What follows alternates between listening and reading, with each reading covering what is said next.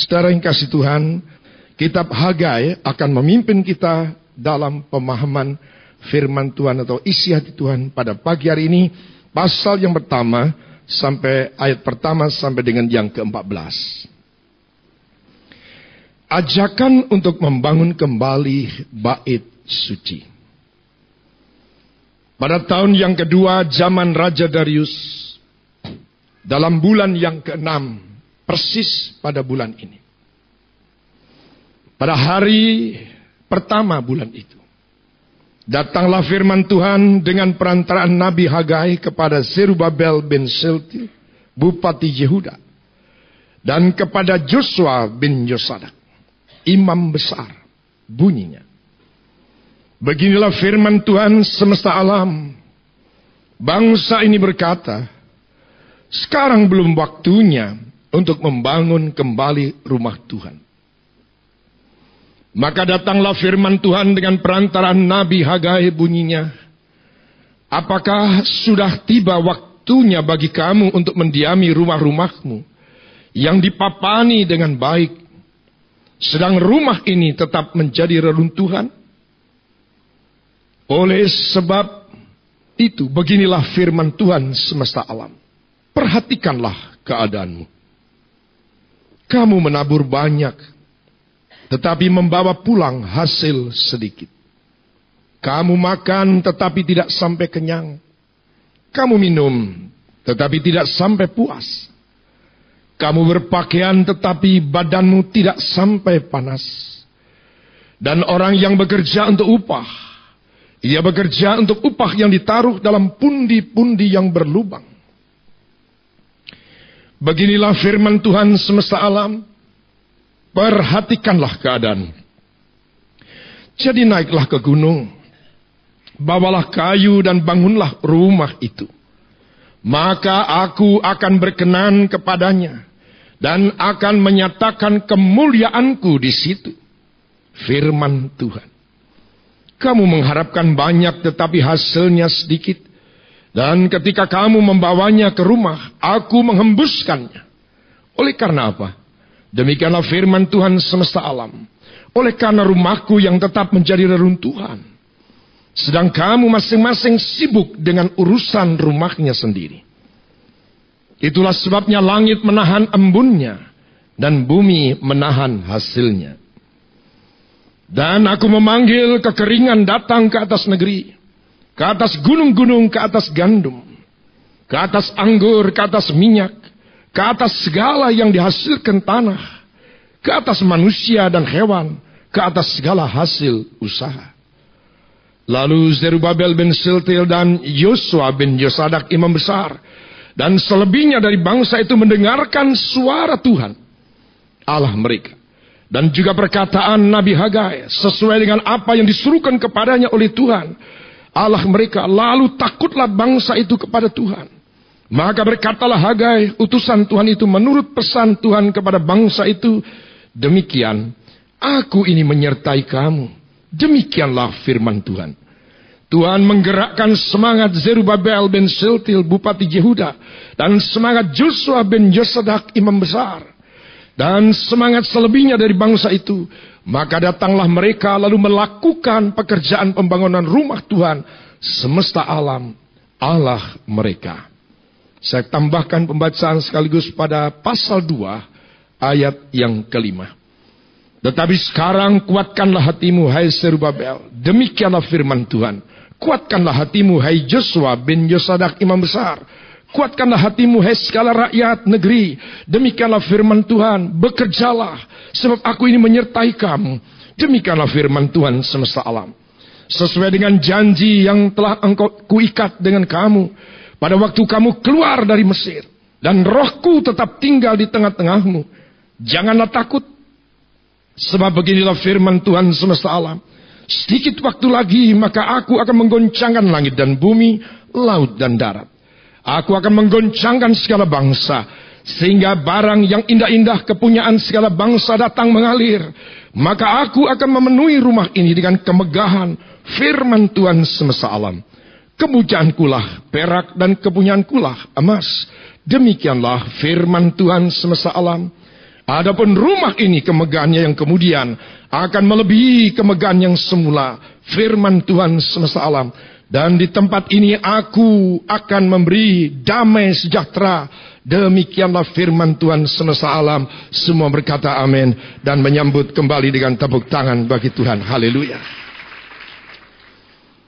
Saudara yang dikasihi Tuhan, berulang kali melalui mimbar ini saya mengingatkan bahwa kita ini hidup dan beribadah di tengah-tengah masa goncangan. Di tengah masa goncangan ini Tuhan memberikan kepada kita kerajaan yang tidak tergoncangkan.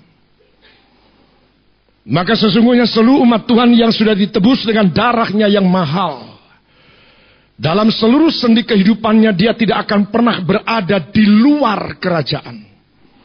Tapi dia akan senantiasa berada di dalam kerajaan yang disediakan oleh Allah Bapa, yaitu kerajaan yang tidak tergoncangkan.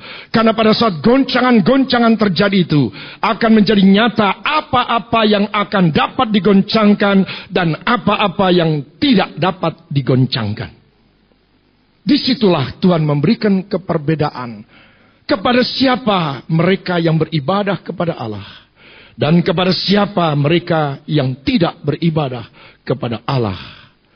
Saudara yang dikasihi Tuhan, bahkan dalam Ibrani 12 ayat 28 itu dikatakan dengan jelas, karena kita ini memiliki kerajaan yang tidak tergoncangkan, marilah kita mengucap syukur. Apa yang harus dilakukan oleh umat Tuhan?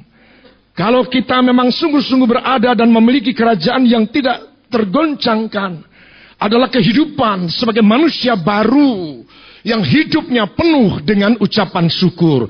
Mengucap syukurlah senantiasa dalam segala perkara. Itulah pesan firman Tuhan bagi setiap kita. Amin.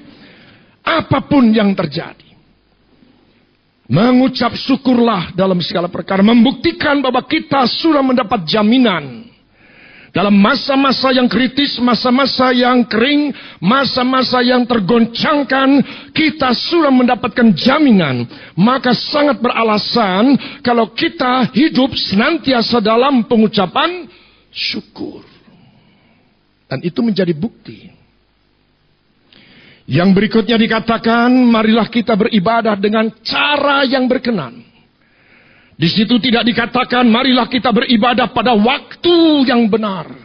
Di situ tidak dikatakan marilah kita beribadah bukan saja waktu, tetapi juga mungkin itu tempat yang benar. Tapi dikatakan cara yang benar. Kita beribadah di tempat ini. Kalau kita beribadah dengan cara yang berkenan, kemuliaan Tuhan juga turun di tempat ini. Ibadah bukan soal tempat, ibadah bukan soal waktu. Tapi ibadah soal cara yang berkenan kepada Allah.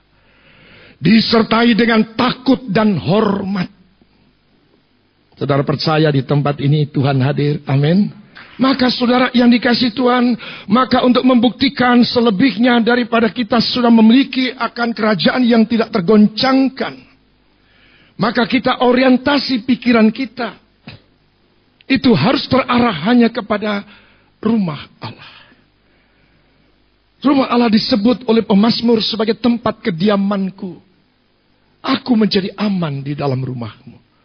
Tempat pelarianku. Kota bentengku. Tempat perteduhanku. Dari dalam bait Allah memancar aliran-aliran air kehidupan. Amin. Orientasi bagi setiap kita yang hidup dalam kerajaan yang tidak tergoncangkan, kita bangga.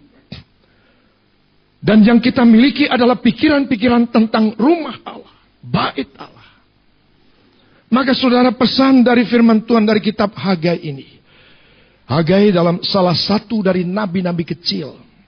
Yang artinya kecil itu pesan-pesannya spesifik, pendek, tetapi mengena.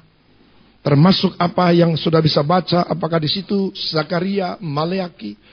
Itu merupakan pesan-pesan untuk pembenahan. Ya, menjelang sang juru selamat datang. Maka muncullah diangkatnya nabi-nabi kecil, Zakaria, Maleaki, Sefanya, Hagai, Habakuk. Merupakan nabi-nabi yang dipakai oleh Tuhan untuk memberikan peringatan untuk hal-hal yang esensi, hal-hal yang penting menjelang lahirnya Sang Juru Selamat. Maka kita dengar pesan Tuhan kepada kita pagi hari ini. Kita diberikan pemahaman bahwa sesungguhnya ternyata ada kaitan yang erat antara orientasi pikiran kita, antara kerinduan kita, kemana kerinduan kita, ke arah mana pikiran kita, apa yang hendak kita bangun di dalam pikiran atau kehidupan kita. Ada kaitannya dengan kehidupan itu sendiri. Ada kaitan dengan hubungan kita, manusia, umat pilihan, umat yang ditebus ini dengan Tuhannya. Maka saudara yang dikasihi Tuhan, pada masa itu memang umat Tuhan sedang melalaikan atau mengabaikan akan pentingnya rumah Allah. Akan pentingnya ibadah, akan pentingnya hubungan antar manusia dengan Allahnya. Jadi berbicara tentang bait Allah, membangun kembali bait Allah bukan saja dalam pengertian, membangun secara fisik. Tetapi adakah saudara dan saya selama menjalani kehidupan ini memiliki kerinduan untuk senantiasa datang, memiliki kerinduan untuk senantiasa membangun hubungan dengan Tuhan, atau memiliki kerinduan untuk menjadi saksi bahwa saudara dan saya adalah orang yang beriman, yang menaruh pengharapan kepada Tuhan, yang menyatakan kasih kepada sesama. Ini yang harus mulai kembali kita periksa. Bisa jadi kita sudah datang beribadah, tetapi tanpa kerinduan sedemikian. Bisa jadi kita sudah datang beribadah bahkan melayani, tetapi tidak dalam pikiran, tidak dalam orientasi yang benar. Sering saya katakan melalui mimbar ini, kalaupun saudara mau bekerja, bekerjalah. Menjadi profesional, menjadi pengusaha, bekerja sebagai staf karyawan, bekerja. Mau menjadi apa saja silahkan. Tetapi dari ujung semuanya itu, saudara melakukan semua aktivitas saudara itu dalam rangka untuk membangun bait Allah. Untuk mendatangkan kerajaan Allah di atas muka bumi. Supaya kehendaknya jadi seperti di sorga, demikianlah di bumi. Ayo yang setuju berikan tepuk tangan. Haleluya. Saudara bekerja sebagai seorang dokter, sebagai seorang guru, sebagai karyawan, sebagai apapun juga enggak masalah. Tetapi saudara adalah orang yang sungguh-sungguh memiliki kerinduan bagaimana untuk bisa menyatakan rumah Allah di tengah dunia ini. Bagaimana saudara dan saya terlibat secara aktif untuk menyatakan kehendak Tuhan